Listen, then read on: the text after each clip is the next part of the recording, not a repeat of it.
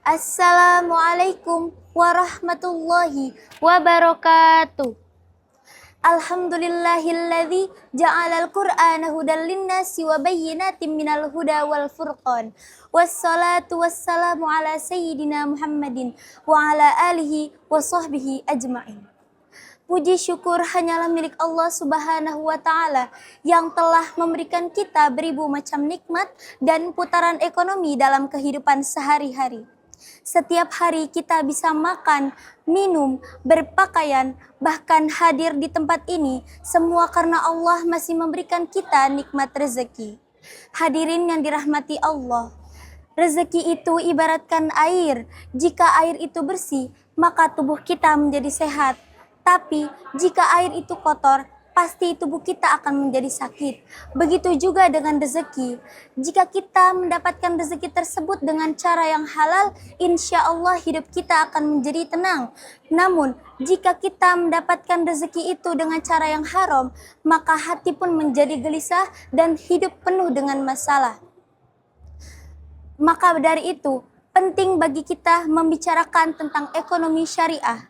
Bagaimana caranya kita berjual beli, bagaimana caranya kita mencari nafkah, dan bermuamalah sebagaimana yang telah ditentukan dalam ajaran Islam.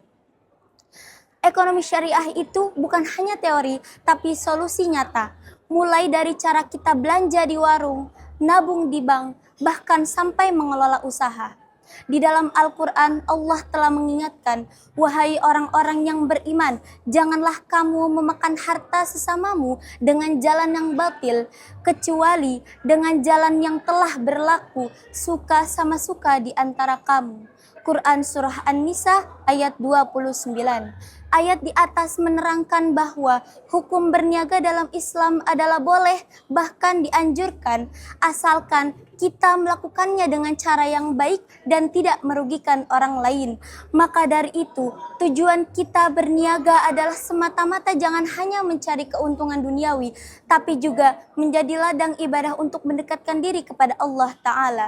Bagaimana cara berniaga yang baik? Yaitu dengan cara memegang prinsip muamalah. Lalu, apa saja prinsip muamalah tersebut? Yang pertama, larangan riba. Allah Subhanahu wa Ta'ala melarang keras untuk riba. Riba itu sama dengan bunga pinjaman. Jika kita meminjam 1 juta, lalu harus dibayar dengan 1,5 juta, itu namanya riba. Allah berfirman, wa ahallallahu al-bai'a wa harramar riba, yang artinya Allah menghalalkan jual beli tapi mengharamkan riba. Yang kedua, gharar, penipuan atau ketidakjelasan. Dalam jual beli, Allah juga melarang kita untuk menjual barang yang tidak jelas.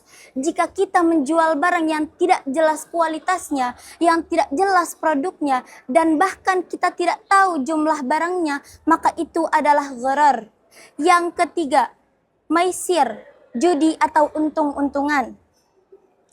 Judi dalam bentuk apapun pasti dilarang. Allah Subhanahu wa Ta'ala berfirman, innamal khamru wal maisir wal ansab wal azlamu rijsum min amali syaitani fajtanibuhu la'allakum tuflihun.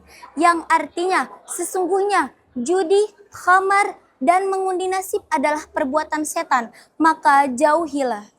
Hari ini kita sedang menghadapi masalah yang besar, yaitu judi online. Menurut data PPATK, tahun di 2024 ada hampir 10 juta orang Indonesia yang main judi online dengan perputaran uang hampir 359 juta triliun. Bayangkan, uang triliun sebanyak itu habis begitu saja hanya karena memainkan hal yang dilarang oleh Allah. Yang lebih sedihnya lagi, menurut data, 70% pemain judi online justru adalah orang-orang yang berpenghasilan rendah. Bahkan kebanyakan anak-anak di usia muda dari usia 20 sampai 30 tahun. Artinya, orang kecil yang seharusnya menabung uang untuk masa depan malah habis tersia-sia hanya karena memainkan hal yang dilarang oleh Allah. Rasulullah Shallallahu Alaihi Wasallam bersabda, barang siapa yang bermain judi, maka ia sama saja dengan mencelupkan tangannya ke dalam daging dan darah babi. Hadis riwayat Muslim, yang artinya hal ini sangat dilarang oleh Allah Subhanahu wa Ta'ala. Menurut data, BSI mempunyai 19 juta nasabah. Jika orang-orang yang tadi bermain judi online tidak memainkan judi online dan mengumpulkan uangnya ke dalam bank syariah, mungkin hidupnya akan sejahtera dan aman. Yang keempat, keterbukaan dan kejujuran. Yang kelima, ridho dan sukarela. Yang keenam, adil dan kesetaraan. Yang ketujuh, bermaslahat atau memberikan yang bermanfaat. Bisnis dalam agama Islam harus diberikan yang manfaat.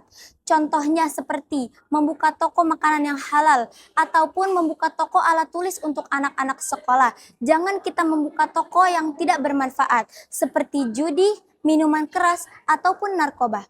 Hadirin yang dirahmati Allah, dari pembahasan tadi kita bisa menyimpulkan bahwa berniaga di dalam Islam sudah diatur untuk diri sendiri dan juga untuk orang lain. Allah Subhanahu wa taala berfirman, A'udzubillahi minasyaitonirrajim. Bismillahirrahmanirrahim. Wa ta'awanu 'alal birri wat taqwa wa la ta'awanu 'alal itsmi wal 'udwan. Yang artinya, tolong menolonglah dalam kebaikan dan jangan tolong menolong dalam berbuat dosa. Quran surah Maryam ayat 2. Artinya, setiap transaksi adalah untuk menjadi sarana tolong menolong, bukan malah merugikan orang lain. Maka dari itu, kita dalam bisnis harus melakukan dengan cara yang baik agar kita menjadi bermanfaat di dunia dan di akhirat. Semoga kita semua bisa menjadi pengusaha yang baik, jujur, adil, dan bijaksana. Amin, amin ya rabbal alamin. Hari panas sawah membela, hutan rimba punya si rusa. Maafkan jika ada salah, namanya juga manusia. Kurang lebihnya mohon maaf. Wassalamualaikum warahmatullahi wabarakatuh.